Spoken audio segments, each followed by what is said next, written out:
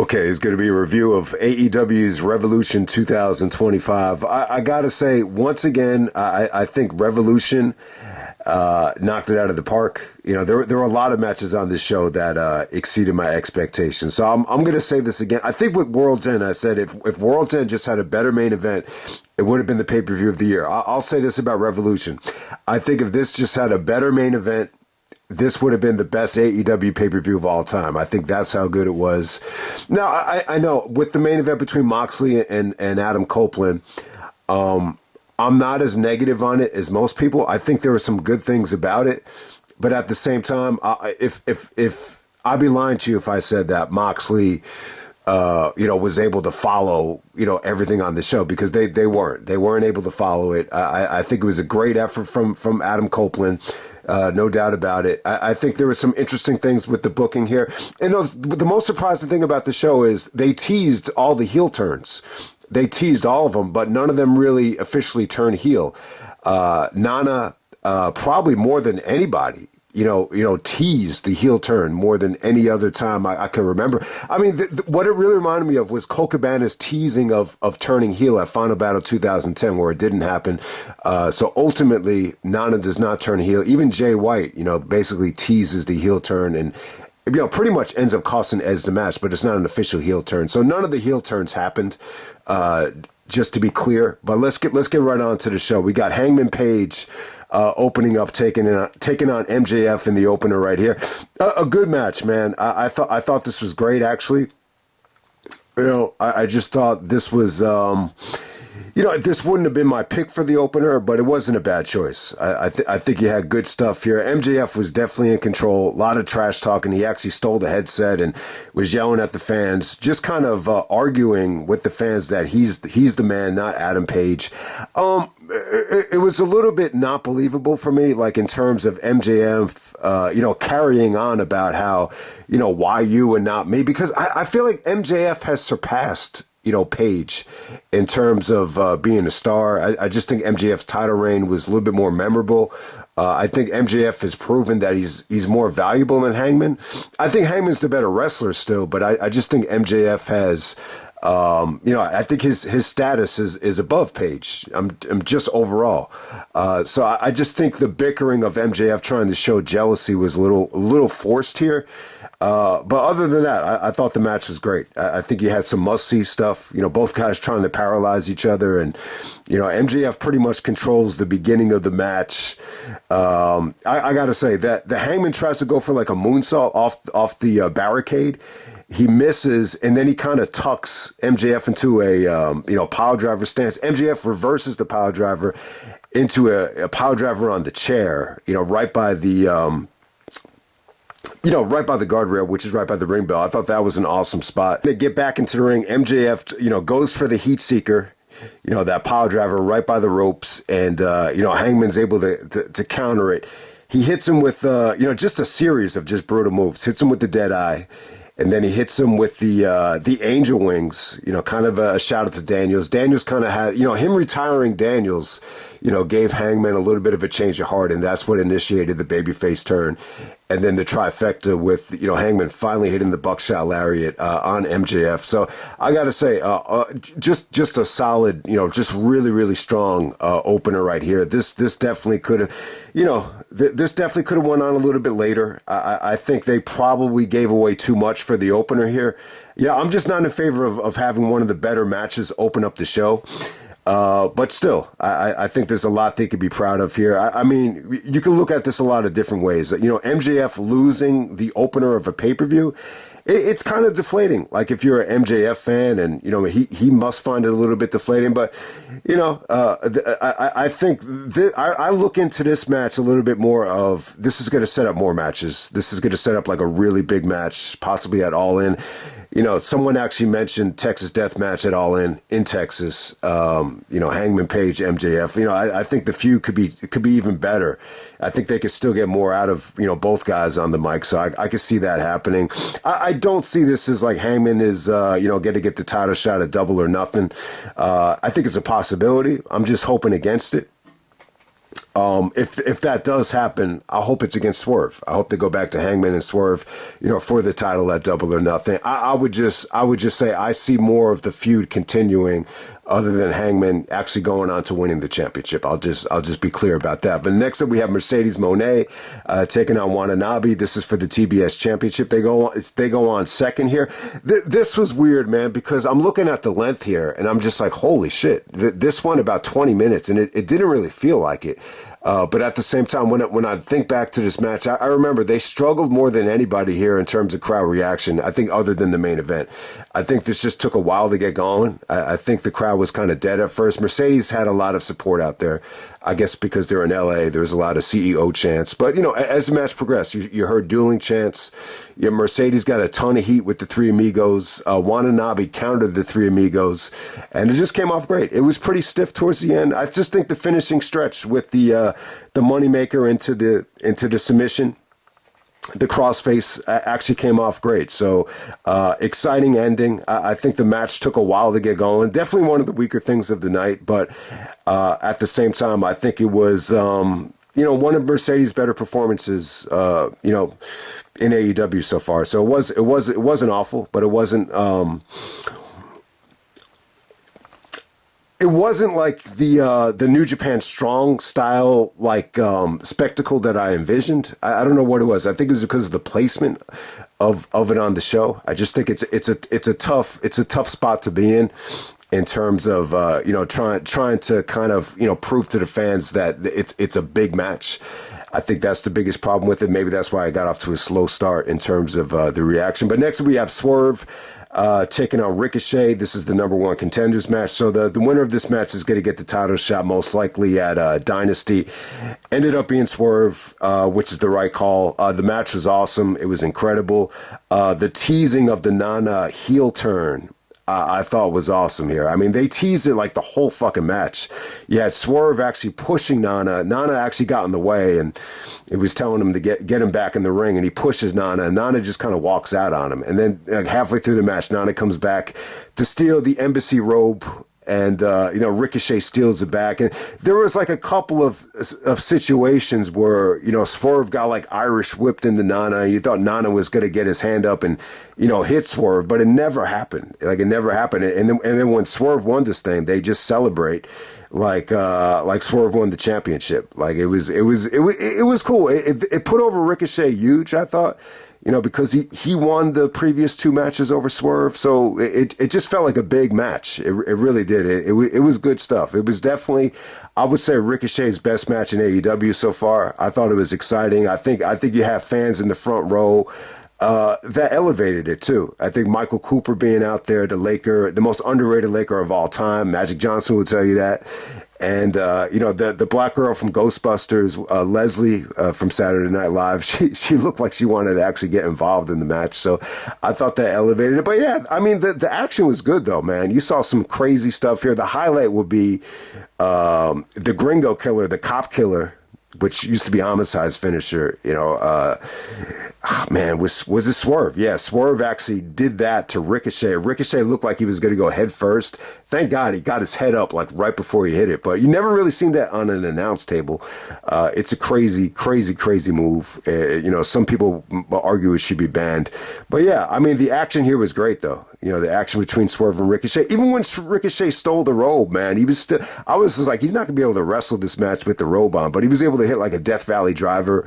And they did some crazy stuff. Ricochet hit the 630. Swerve kicks out of it. He hit the double stomp. I think he finally put him away with the DRL driver, which is called the Big Prish. That was the ending there. But yeah, just an exciting stretch to end this thing. I thought Ricochet looked phenomenal. They did some dangerous stuff too.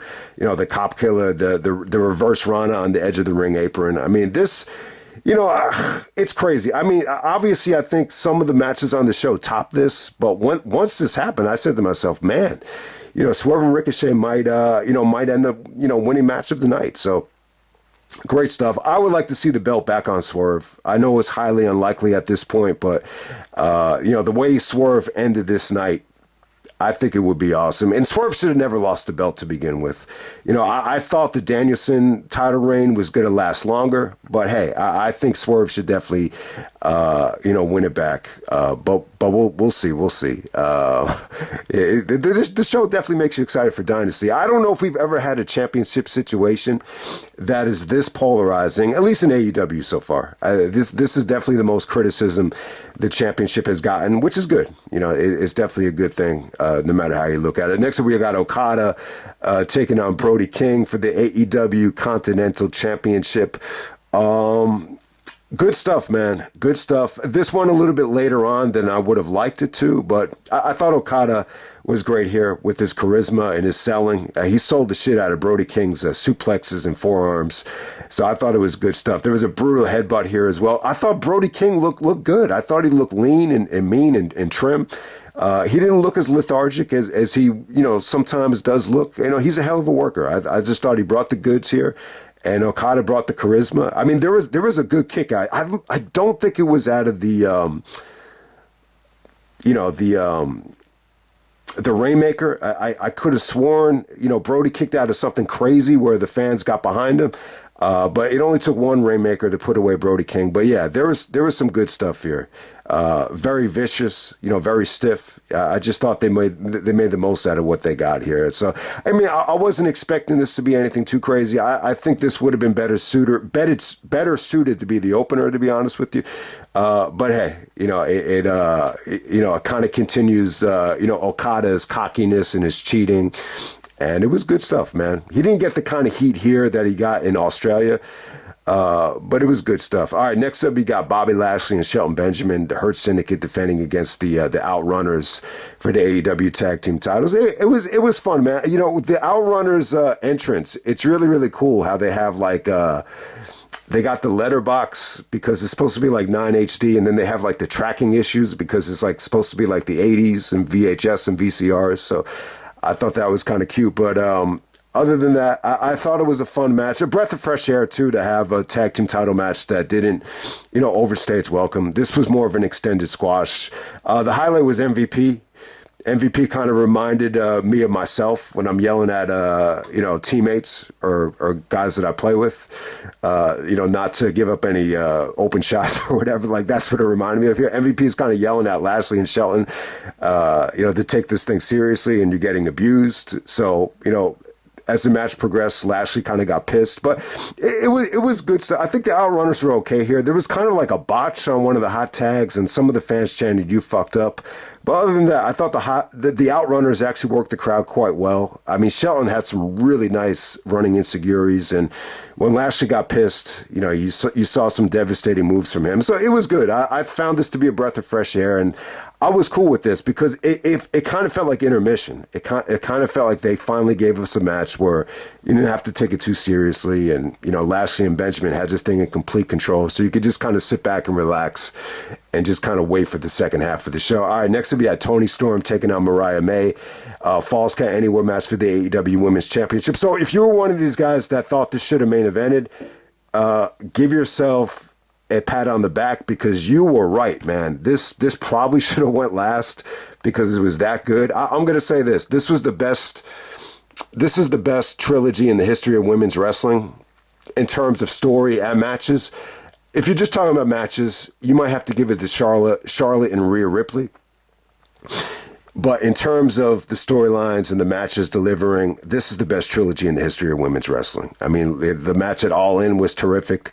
The match in Australia was even better. And I think this was the grand finale, the Hollywood ending in Los Angeles. You got directors out there from Queen of the Ring, which Toni Storm was in. I just thought it had all the makings of a classic. This is a Falls Count Anywhere match that did not drag at all. That's the thing about Toni Storm and Mariah May. Like, their matches don't drag.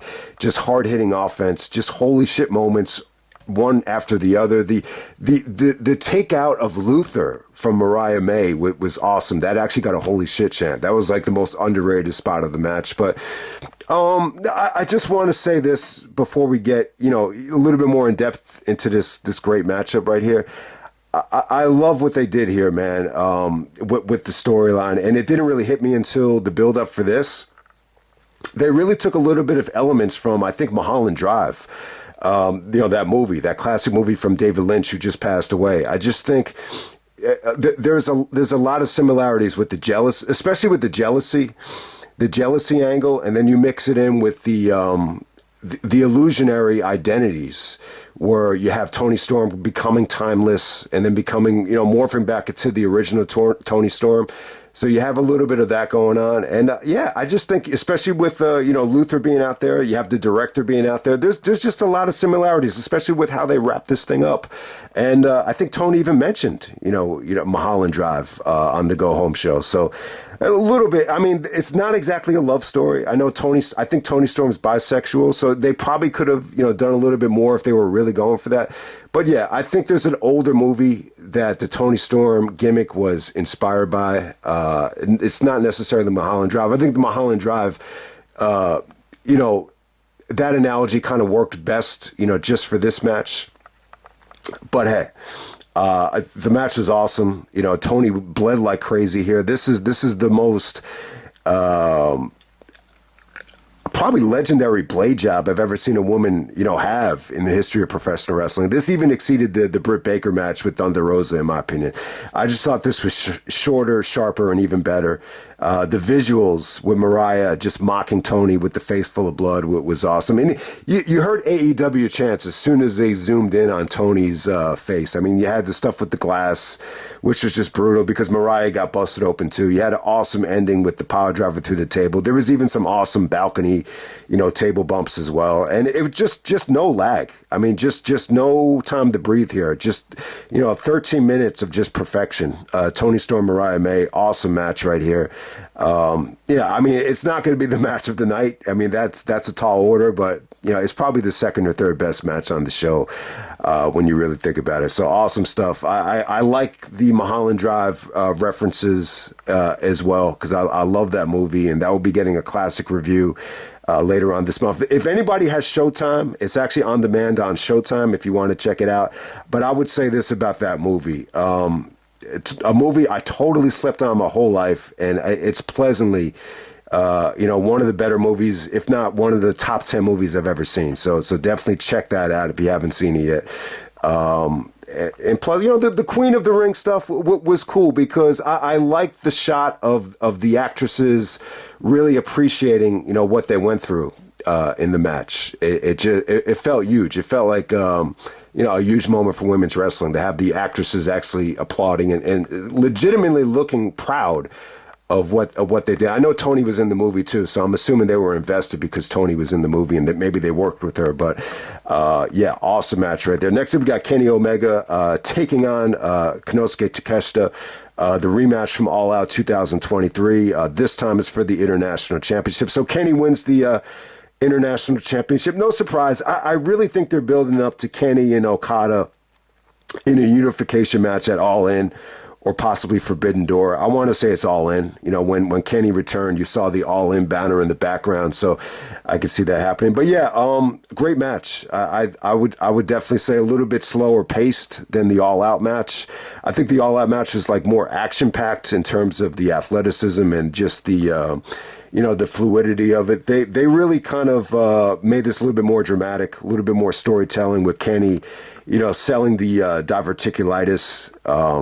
This was crazy stuff. I mean, Takeshita was targeting it right away, but eventually there was a table spot, and they booed Omega when he flipped the table over. But ultimately, Takeshita actually, gives Kenny like a front face suplex on the stomach area where the intestines were taken out for the diverticulitis. And Callis was interesting here. He was interesting on commentary, talking about how the intestine that they took out was actually connected to the nutrients.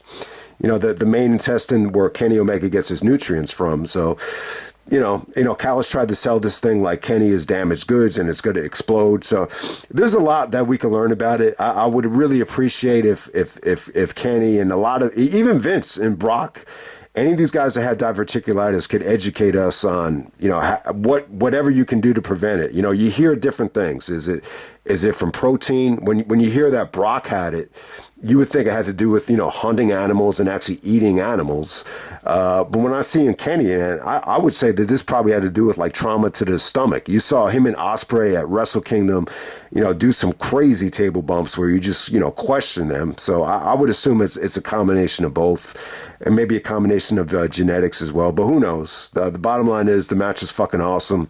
It was a little bit more of a slow burn than I think most of the other stuff on the show, but just great stuff with Kenny selling the injury. There were some beautiful counters from the Angel Wings into the Brainbuster, and just great stuff from everybody here. Kenny and Takeshita, once again, they put on another great match. I wouldn't say this is as good as Takeshita and Osprey, from Revolution last year, but I think in terms of drama and just in terms of the match having a big time feel, it definitely exceeded the All Out match, which sadly I think that's a forgettable match just because of where that show was, having to follow All In. But this is great stuff. A really out of the box ending too. I mean, the ending sequence here was really, really cool with Takeshita countering the one winged angel, and then Kenny basically does like a series of crucifixes to put Takeshita away. So it definitely kind of sets up a rematch. Like to see more from these guys. But yeah, Omega, Takeshita, great stuff. Kenny Omega still does have it. So, I thought he definitely succeeded here. So this was an awesome match. No doubt about it. All right, next up we got Will Ospreay taking on Kyle Fletcher. The steel cage match. Incredible match. Definitely the match of the year. The match of the night. It's going to be difficult to follow this, and it's going to be very difficult for Punk and Rollins to follow this match, and they're not going to follow it. It's just unrealistic. You got two guys that are young, hungry, and in their prime right here. No disrespect to Punk and Rollins, but they would have to literally kill themselves to follow this thing. And, I just thought it was great, man. I think this is going to do for Kyle Fletcher, what the Randy Orton match did for... the Randy Orton Foley match at Backlash, did for Randy. Randy took that incredible thumbtack spot, and it felt like he finally earned people's like respect, on that show, that Backlash 2004 show. In this situation, I think Fletcher, did the same thing. I just think he busted his ass here. He took some life-threatening bumps, whether it's the Styles Clash, on the, penetrating the stomach area with the thumbtacks. That was crazy. Then he took the Spanish Fly from the top of the cage, which, was crazy as hell. I mean, before it happened, though, it really did feel like they took their time. And they made sure that, Will did a really good job of making sure that they didn't rush it. So, it felt like they went for more safety over just, trying to rush the spot to make it look cool. So I was actually thankful of that. But still, it's an incredible spot. It's an incredible ending. Fletcher's emotion. And it's funny, too, when you have like crazy ass, spots like we saw in this match, it's incredibly easy to just forget about the emotion and just try to get it over with, especially when they're this dangerous. But, even in that finishing stretch, Fletcher is just like giving the middle fingers up. He's like, I fucking hate you. I fucking hate you. Fuck you. And then Ospreay just delivers the kill, the running blade. And then he hits him with the Tiger Driver 91 to get revenge. I think Fletcher hit that at full gear. So a great story of redemption for Ospreay. He's able to fight off Mark Davis. I didn't really care for the Davis interference at first. I just thought it kind of took some buzz away from the match, but it really protected the Stormbreaker. When Ospreay hit the Stormbreaker, Davis made the save, so it protected that. And plus, Davis brought in the baseball bat full of barbed wire, and Ospreay's trying to just destroy Fletcher's face, and Callis is like, he's the best looking guy in wrestling. You're gonna destroy his face. So, I mean, awesome. So, probably the spot of the match though, and I almost forgot to talk about it. Ospreay actually does the Os Cutter. Not from the top of the cage, but he kind of jumps up and uses the brunt of the cage to come down with the Oz Cutter. And when Fletcher kicked out of that, there was a holy shit chant. So, yeah, awesome stuff. And not to mention, there was some beautiful just, wrestling here. from Osprey and Fletcher, whether it's Fletcher with the power bomb, as Taz pointed out, Fletcher's tall, so Osprey's taking the brunt of these power bombs. And, some of Osprey's DDTs out of the Fletcher powerbomb is some of the sweetest looking DDTs I've ever seen. So you had, great wrestling as well. And not to mention Osprey with the running blade to take out Davis with the steel chair. This is so much good stuff to go over. I mean, it was definitely a great match. I do, and give them credit. This is exactly where I said, the match needed to be, because nothing is going to be able to follow this. This might have been the toughest match. It might still be the toughest match to follow all year. So, give Moxley, and I know Moxley and Adam Copeland has taken a ton of criticism, but hey, at least they tried. At least they tried to follow it. So we're going to move on to the main event. I'm not going to call this a three-way match. Christian actually does end up cashing in towards the end, but it's like a minute of wrestling. So I don't want to give Christian credit for being in this match, but ultimately, technically it ended up being a three-way, if you could believe it. But all right, next up we got Moxley taking on Adam Copeland in the main event. They go about 27 minutes, which is, it's actually not as long as the previous two matches, but it felt like the longest and most monotonous thing of the night. All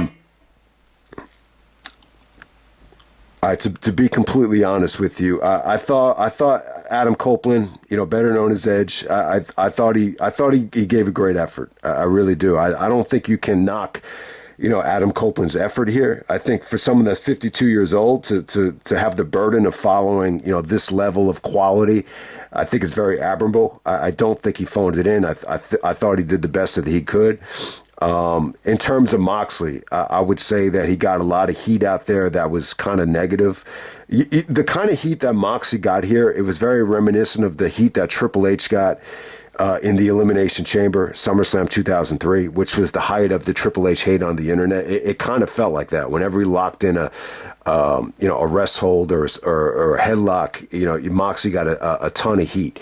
At the same time, I think Moxley had some good intensity out there, telling him that he's going to break his neck. I mean, they did some crazy stuff with trying to expose the concrete, so I thought that was cool. In terms of Adam Copeland, I thought you had maybe the most impressive stretch of stiffness in his career. I mean, the back and forth with the forearm shots was, very reminiscent of what he did with Randy at Vengeance. But I just think it was the intensity was up a notch here. So give him credit there. I thought the WWE style comeback, the clotheslines into the Edge-O-Matic, I thought that was fun. Actually, I didn't think that was bad. The biggest knock against this match is the crowd. I would say that the crowd here was very much dead. It just seemed like they didn't care for the most part. I wouldn't say that Adam Copeland got booed, but there was a stretch here where they just didn't care, and I just think the biggest knock here is Moxley. I just don't think Moxley is at the level right now where he could follow the rest of the show, and there was definitely some blown spots. There was an embarrassing paradigm shift that was botched. I really don't know if you want to fault Edge or Moxley for that. I really don't. I really don't know who should take the brunt of that criticism. But yeah, it was a blown spot. But I'll give them credit. I thought they did some extra things to keep people engaged. Yuta got a ton of heat when he came out. He just, I mean, the fact that they actually teased, a babyface turn with Yuta. It's definitely unnecessary, but they tried to do something on Dynamite where Moxley was really upset that him and Copeland shook hands, so they tried to play off of that and they tried to tease like a face turn, but ultimately it doesn't happen. Jay White comes out to take out Yuta, and then Jay White accidentally hits Moxley with the briefcase. So you saw it coming a mile away. It's not an official heel turn though, but it does set up, Jay White, eventually turning on Adam Copeland. But the reaction wasn't a full-fledged heel turn. Basically Jay White just kind of chases Yuta to the back, and Jay White just looks a little bit embarrassed that he hit Copeland with the briefcase. But ultimately, Copeland kicks out of it, and then Christian comes out of nowhere in a hoodie, and he's able to, pull the referee out of the ring. Before you even get to that, though, I want to shout out the referee. I think it was Bryce Remsburg. He did an awesome job here. Him and Moxley, went at it. He's actually yelling at Moxley. He said, "You want to use the belt? If you want to lose the belt, I'll make you lose it." So, to be honest with you, man, I actually thought there were some interesting things other than just the wrestling. And so, Christian cashes in. He brings the contract out of the little box, and he signs it. And I'll say this: when Christian came into the match, it really had the crowd. It transformed the reaction of the crowd. I thought it was great. Christian actually hits the spear on Edge. He actually hits Edge with the box that the briefcase is in, and it looked like Christian was going to win this thing. Then all of a sudden, Moxley just, he locks on a vicious headlock and he starts choking out Christian. What was really cool was when Christian got one hand over Copeland, for the near fall. That was really cool. I thought that was kind of, unique. I thought it was out of the box, and Moxley actually has to drag him off of him, but eventually Moxley just makes Christian just pass out. I mean, this makes Christian look like shit. I mean, it's as simple as that. I think it makes Christian look weak, but at the same time, it kind of protects Adam Copeland, because Copeland doesn't do the job to Moxley, and it looks like he had to fight off. He actually had Christian screwing him. He had Jay White accidentally screwing him. So, yeah, I mean, it really does protect Adam Copeland. To a degree. It sets up an Edge and Christian rematch potentially at Dynasty. I don't know how many people are going to care about that at this point, especially when you see the way Christian, was so easily able to be choked out of here. But it was definitely a fun finishing stretch. I think it definitely had you. Thinking maybe Christian could kind of pull this off and we could finally, move away from this. But, just some symbolism. There's a little bit of symbolism, some weird symbolism here, because you got the world title in a briefcase and then you still have Christian trying to cash in. It's almost like it's a full circle moment for, Adam Copeland, being the first Money in the Bank winner and ultimately getting screwed because of this Money in the Bank concept. So, it's kind of a full circle moment for Copeland, so it's kind of a weird thing. And then they end the show with Nana coming out and then Swerve making the jump from the balcony, which was a fun way to end it. I think they tried to salvage this with Christian and the Swerve stuff, but ultimately, man, I think when you're looking at Moxley right here, it's a championship reign right now that it's under a brunt of criticism. I don't think I ever remember a reign being this criticized. I think Triple H in 2003 comes to mind. Cena around Survivor Series 2005 comes to mind. The whole Roman push. I don't know if there's necessarily a reign where you can look to say like, oh yeah, that was like a bad reign, but. This is up there though. This is definitely up there, and it's funny because it's a heel, and most times when guys are able to be a heel, they're able to get. Triple H was a heel as well, but there was a lot of politics involved at that time. A lot of stuff was like exposed because of Steph and everything. But yeah, man, it's a weird situation. So I wanted to say this. I do think the storyline with Moxley, being pissed at what AEW has become. I think it would have worked so much better, like in the aftermath of the Punk, All Out media scrum. I think it would have worked so much better at that time because a lot of the people that, had the reputation for the bickering and all the,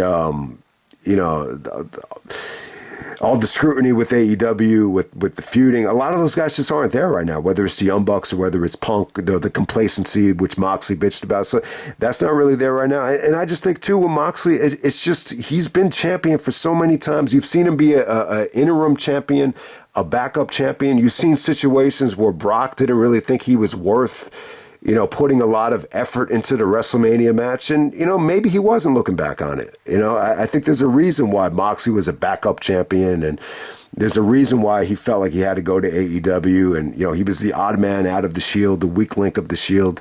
Hey, look, I think a lot of people got behind Moxley because he represented this like anti-WWE, he was like this anti-WWE persona, like when you go back to the first Double or Nothing.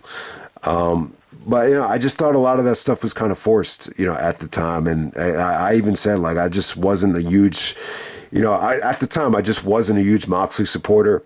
I think over time he kind of proved me wrong, but I think we're kind of back in this box right now where, you even take the Death Rider stuff out of the equation. It still wasn't good enough to kind of, follow the rest of this card. So it's true. Like you have the belt on a guy right here that clearly is just not able to follow, Osprey, Omega, Swerve, Hangman, even Okada. I think would have been a better, even the women's match. So it's a weird situation. So it's kind of like, where do you really turn right now? Like, what would you say is the best thing to do? You thought if they were going to call an audible, they would have done it by now. But I like the idea of going back to Swerve.